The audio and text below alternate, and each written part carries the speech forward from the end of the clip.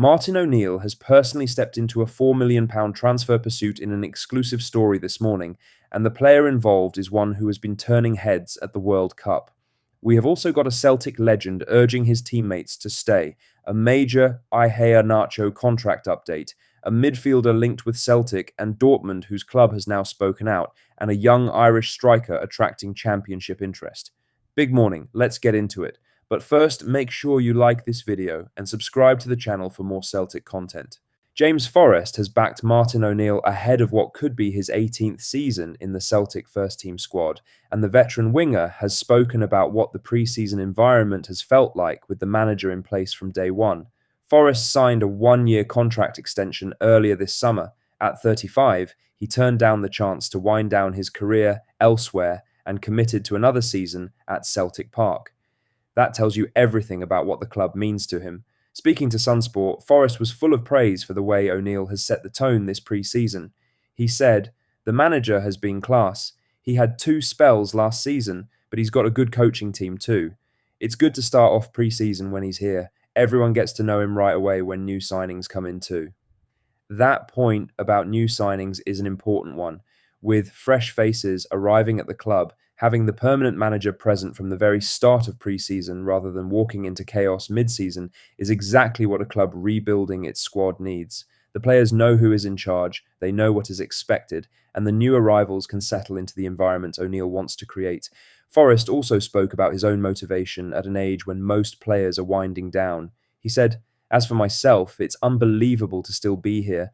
I turned 35 the other day, and I'm still enjoying pre-season. I don't know how many more years I'm going to play, so I'm just going to try and enjoy it.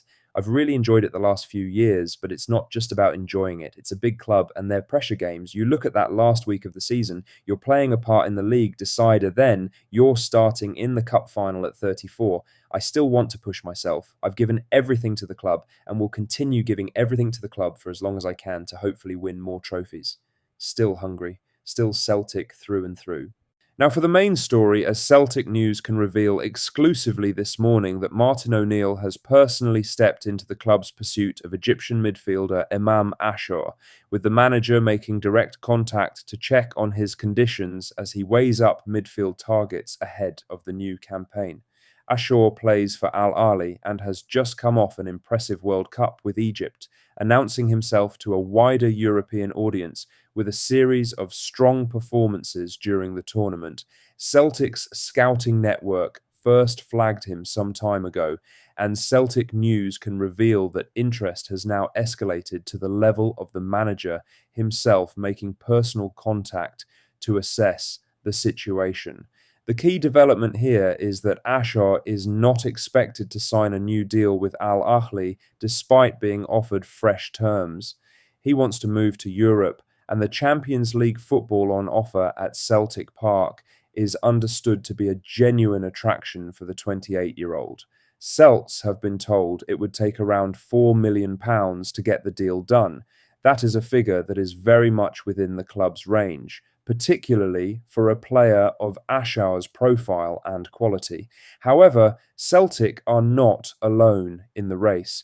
Coventry City have also entered the picture, with Frank Lampard taking a personal interest in the Egyptian, and the appeal of the Premier League gives the Sky Blues their own attraction to offer. Celtic are currently in Portugal as part of their pre-season preparations and face Sporting Lisbon on Tuesday. With only Camilo Duran signed so far, the pressure is growing to get more deals over the line. The league season is only around 3 weeks away. O'Neill wants a number 8 in the engine room, and Asher fits the profile. Whether Celtic can move quickly enough to beat the competition remains to be seen. In other news, there is a significant update on Kelechi Iheanacho's future at Celtic this morning, with growing signs the Nigerian striker wants to stay at the club despite the uncertainty around his contract situation. The key background here is that Celtic had the option to trigger a 1-year extension in Iheanacho's deal, but that deadline passed without the club activating it. That left his future unclear and opened the door to a move elsewhere. However, discussions have not stopped, and O'Neill recently confirmed that talks between Iheanacho's representatives and Celtic are continuing, with the aim now being to reach a fresh agreement rather than the automatic extension that was originally in place. What makes the situation even more interesting is a report suggesting Iheanacho has turned down approaches from clubs in both Turkey and Qatar. If accurate, that is a significant statement of intent. There would have been good money on offer elsewhere. The fact he appears to be waiting for Celtic to find a resolution says plenty about where his head is at.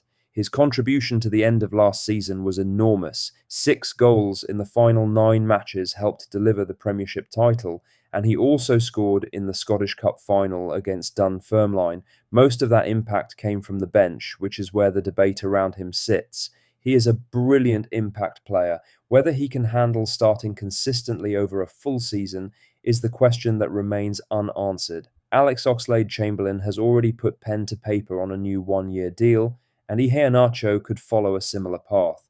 Nothing is confirmed yet, but the direction of travel looks positive for both the player and the club. In other news, Benjamin Tahirovic has been linked with Celtic again this summer, and Brøndby IF's sporting director has now spoken publicly about the situation for the first time. Tahirovic is 23 years old and has been on Celtic's radar since his time at Ajax back in 2024.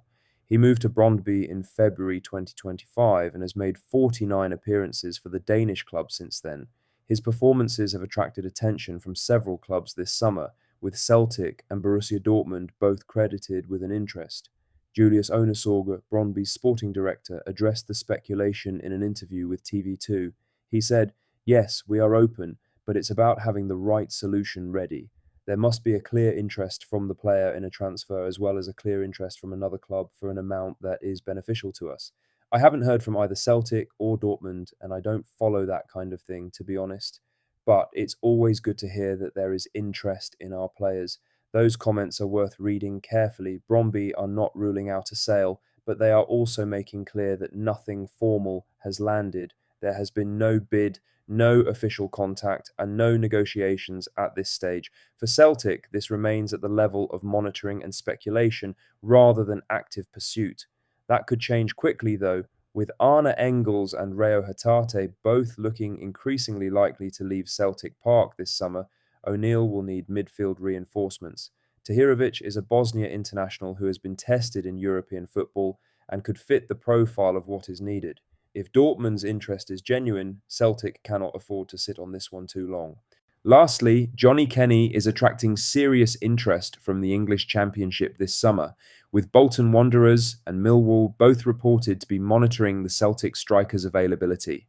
Kenny joined Celtic from Shamrock Rovers in 2024 and has made 32 appearances for the club, scoring 7 goals. The numbers are decent for a player still finding his feet at this level, but it is his loan spell at Bolton last season that has really raised his profile. He scored 6 goals in 14 appearances for the Trotters before injury cut his campaign short, and that kind of return caught the attention of the English second tier. Bolton, who have since earned promotion to the Championship, are reportedly keen to bring him back on a permanent deal. Millwall are also in the race according to the Daily Record. It sets up a situation where Kenny could be one of the more interesting names to watch as the window develops. For now, though, he remains part of O'Neill's pre-season squad and is currently with the group in Portugal. Celtic face Sporting Lisbon in the Algarve on Tuesday, and Kenny will get an opportunity to put himself in the manager's thinking. His long-term future at Celtic Park will likely depend on what else comes through the door before the window closes. The arrival of Camilo Duran in attack has already added competition, and if O'Neill brings in more forwards, the minutes available to Kenny will shrink further. Celtic are not rushing to make a decision right now, but with Championship interest building, this is a story worth watching closely over the coming weeks. That's all the latest Celtic news for today. Make sure to hit that like button, subscribe if you haven't already, and drop a comment below with your thoughts. I'll see you in the next one. Hail, hail.